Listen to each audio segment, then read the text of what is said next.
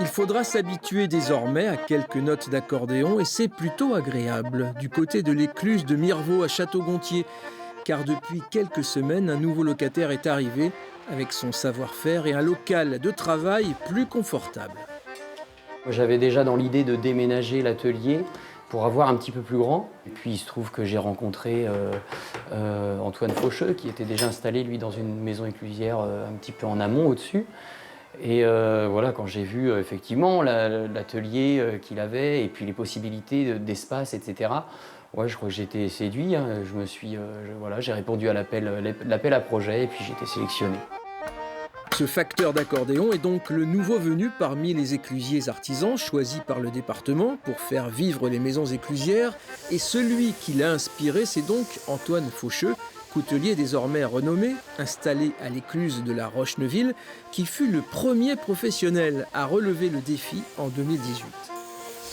C'était un pari parce que on ne savait pas trop ce qu'on allait trouver, mais on savait qu'il y avait de l'activité, du passage fluvial, du passage de piétons, de vélos. Il y avait un restaurant il y a un restaurant juste à côté, il y a toujours le restaurant. Donc on savait qu'on allait avoir de la fréquentation. C'était un choix d'avoir un métier atypique et un lieu atypique pour s'y installer.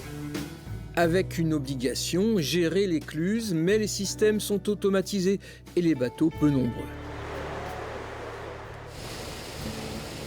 Pour le département à la tête des 36 maisons éclusières, l'objectif est de continuer à réhabiliter ces bâtisses du 19e siècle. Alors tous les projets sont les bienvenus. Donc effectivement, des milieux un peu artistiques, un peu métier d'art, c'est toujours quelque chose qui fait se déplacer les gens. Donc une balade en découvrant un métier d'art, c'est toujours très intéressant. Tout ce qui va toucher le tourisme, on a quelques hébergements.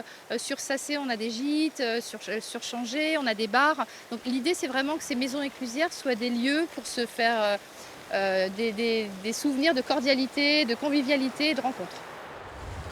Et ici, à l'écluse de la Bénâtre, par exemple, la guinguette est à reprendre. Le chef va partir après 5 années de franc succès. Lui s'était installé surtout pour le décor naturel. J'ai vu le cadre, j'ai pas réfléchi longtemps, je me suis dit que ce serait très bien de travailler dans ce très beau cadre. On y passe nos journées dans la cuisine, donc moi il y a un moment, il était hors de question que je travaille dans un lieu pas agréable.